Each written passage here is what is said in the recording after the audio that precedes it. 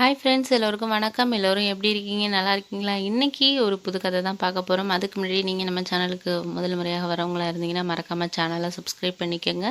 கீழே இருக்க பெல் பட்டனையும் கிளிக் பண்ணிக்கோங்க. வாங்க கதைக்குள்ளே போகலாம் ஃப்ரெண்ட்ஸ். என் பேர் பாபு. நான் ஒரு ப்ரைவேட் கம்பெனியில் வேலை பார்த்துக்கிட்டு இருந்தேன். என்னோடய வாழ்க்கையை பற்றியான சில விஷயங்களை தான் இன்றைக்கி உங்ககிட்ட நான் ஷேர் பண்ண போகிறேன் ஃப்ரெண்ட்ஸ். அதுக்கு முன்னாடி நீங்கள் கதையை ஃபுல்லாக பாருங்கள், ஸ்கிப் பண்ணாமல் பாருங்கள். வாங்க. என்னோட வீட்டில் உள்ள ஆளுங்க பார்த்திங்கன்னா அம்மா, அப்பா, அப்புறம் எனக்கு ஒரு அக்கா. ரொம்பவே ஒரு சந்தோஷமான ஒரு குடும்பம் தான். அப்பாவுக்கு வருமானம் ரொம்ப கம்மியாக இருந்தாலும் அவர் எங்களை ரொம்ப சந்தோஷமாக தான் வச்சுக்கிட்டார் அப்படின்னு தான் சொல்லணும். எங்களை படிக்க வச்சதாக இருக்கலாம், எங்களுக்கு எல்லாமே செய்கிறதுக்கு எதுக்குமே அவர் தயங்கினதே கிடையாது. அந்தளவுக்கு ஒரு பொறுமையான ஒரு ஆள். யாருக்கிட்டேயும் ஒரு கோவப்பட மாட்டார். அந்தளவுக்கு ஒரு பொறுமைசாலி அப்படின்னு தான் சொல்லணும். அவர் அப்படி அமைதியாக இருக்கிறது, பொறுமையாக இருக்கிறதே நிறைய பேர் யூஸ் பண்ணிக்கிட்டாங்க அப்படின்னு தான் சொல்லணும். ஏன்னா நாங்கள் ஒரு சிறு வயதிலேயே எங்கள் அப்பா எதுவும் அவ்வளோதான் சண்டை போட மாட்டார் அப்படிங்கிறதுனால அவர் அண்ணன் தம்பிங்கெல்லாம் சொத்துலையெல்லாம் பங்கு கொடுக்காம இவருக்கு இல்லை அப்படின்னு சொல்லிட்டு எல்லாம் ஏமாற்றிட்டாங்க. இருந்தாலும் அப்பா அதை ஒரு பெருசாக எதிர்பார்க்கல. நம்ம கை தான் நமக்கு உதவி அப்படின்னு சொல்லிட்டு தான் அவர் சின்னதாக ஒரு தொழில் வச்சு பண்ணிக்கிட்டு கடை வச்சுக்கிட்டு இருந்தார். அது மூலயமா எங்களை நல்லா படிக்க வச்சார். அக்காவுக்கும் நல்லா ஒரு வேலை கிடச்சிச்சு. அக்காவும் ஒரு 3-4 வருஷம் கிட்ட ஒரு கம்பெனியில் வேலை பார்த்தா அவள் காசு சேர்த்தத்தில் தான் அவள் கல்யாணம் பண்ணிக்கா. அதனால் அப்பாவுக்கு அது ஒரு சிரமமாக தெரியல. பணம் சேர்த்து அவளே கல்யாணம் பண்ணிக்கிட்டாங்கிறது அவங்களுக்கு ரொம்ப ஒரு சந்தோஷமான ஒரு இதாக தான் இருந்துச்சு. ஏன்னா இவங்களை கஷ்டப்படுத்தாமல் அவளே திருமணம் பண்ணிக்கிட்டா. அப்பா பார்த்தாங்க பையன். ஆனால் அவள் எல்லா காசுமே வச்சுருந்தா. அது மூலயமா நகைகள்லாம் வாங்கி அவள் திருமணத்தை அவளே நடத்திக்கிட்டா. இப்போ சந்தோஷமாக அக்கா ஒரு வெளியூரில் இருக்கிறா.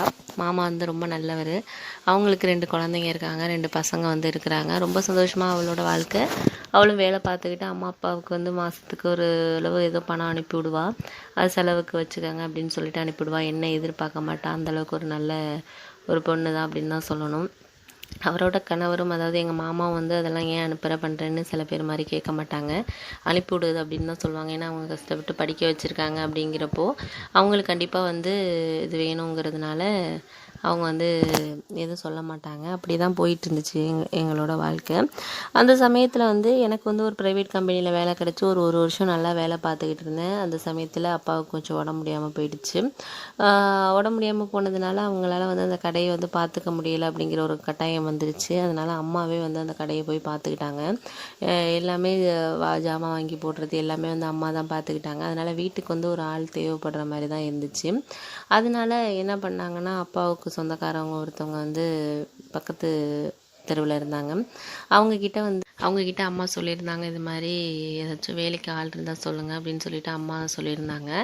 அவங்களும் சரி, நான் ஒரு 2 நாள் கழித்து நான் உங்களுக்கு ஃபோன் பண்ணுறேன் அப்படின்னு சொன்னாங்க. சரி அப்படின்ட்டு அம்மா இருந்தாங்க. ஏன்னா வீட்டில் வேலை பார்க்குறது ரொம்ப கஷ்டமாக இருந்துச்சு. அம்மா கடையும் பார்த்துக்கிறதுனால அப்பா கொஞ்சம் அப்பா முடியாமல் இருந்ததுனால ஒரு வேலைக்கு ஒரு ஆள் இருந்தால் நல்லாயிருக்கும் அப்படின்ட்டு அம்மா இது பண்ணாங்க.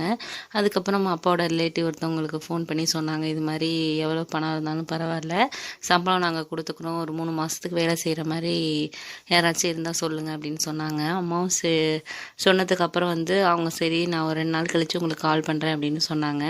சரி ஓகே அப்படின்னு சொல்லிட்டு அம்மா அப்புறம் என்கிட்ட சொல்லிட்டு இருந்தாங்க, இது மாதிரி வீட்டில் வேலைக்கெல்லாம் கஷ்டமாக இருக்குடா, நான் கடையை பார்த்துக்கிறேன், நீயும் ஆஃபீஸ்க்கு போயிடுற, அப்பா பார்த்துக்கிறதுக்கு கஷ்டமாக இருக்குது, அதனால் வேலைக்கு ஒரு ஆள் சொல்லியிருக்கேன், வருவாங்க அப்படிங்கிற மாதிரி சொல்லியிருக்காங்க. இன்னும் 2 நாள் கழித்து ஃபோன் பண்ணுறேன்னு சொல்லியிருக்காங்கன்னு சொன்னாங்க.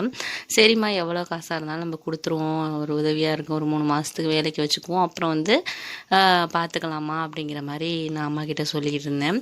சரின்ட்டு அப்புறம் 2 நாள் கழித்து அவங்க கால் பண்ணாங்க. அப்பாவுக்கு ரொம்ப க்ளோஸ் ரிலேட்டிவ் ஃபோன் பண்ணி என்ன சொன்னாங்கன்னா, ஒருத்தவங்க இருக்கிறாங்க, அவங்களுக்கு ஹஸ்பண்ட் கிடையாது, ஒரு பொண்ணு தான், அவங்களையும் கட்டி கொடுத்துட்டாங்க. இங்கே தான் பக்கத்தில் 2-3 வீடு தள்ளி வேலை பார்த்துக்கிட்டு இருக்காங்க. என்கிட்ட ஒருத்தவங்க சொன்னாங்க, அவங்க நல்லா வேலை பார்ப்பாங்களாம், தங்கி உங்களுக்கு சம்பளமும் ஓரளவு கரெக்டாக இருக்கும் அப்படிங்கிற மாதிரி சொன்னாங்க. சரி ஓகே அனுப்பிவிடுங்க அப்படின்னு சொன்னதுக்கு, நான் நாளைக்கு அனுப்பி விட்றேன், அவங்கள்ட்ட உங்கள் நம்பரை கொடுத்து அனுப்பி விட்றேன் அப்படின்னு சொன்னாங்க. சரின்னு அம்மா என்கிட்ட சொல்லிட்டு இருந்தாங்க, ஒருத்தவங்க வராங்களாண்டா, அவங்க பையன் நல்லவங்கன்னு தான் சொல்கிறாங்க, அவங்க பையன்லாம் நல்லா வேலை பார்ப்பாங்களா, நல்லா பொறுமையான ஆள் தானா அப்படின்னு சொல்கிறாங்கன்னு அம்மா சொன்னாங்க. சரி அப்படின்னு சொல்லிட்டு நானும் வந்து பரவாயில்லம்மா வரட்டும், வந்ததுக்கப்புறம் நம்ம பார்த்துக்கலாம் அப்படிங்கிற மாதிரி நான் அம்மா கிட்ட சொல்லிட்டேன். அப்புறம் மறுநாள் காலையில் ஒரு 8 மணி இருக்கும். அப்போ வந்து வந்தாங்க. வந்ததுக்கப்புறம் யாருமான்னு கேட்டதுக்கு அதுக்கப்புறம் இது மாதிரி விவரத்தை சொன்னாங்க.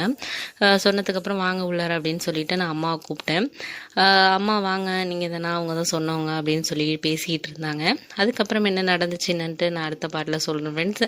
இந்த வீடியோ உங்களுக்கு பிடிச்சிருந்துச்சா வீடியோக்கு லைக் போட்டுருங்க, சேனலையும் மறக்காமல் சப்ஸ்கிரைப் பண்ணிடுங்க ஃப்ரெண்ட்ஸ்.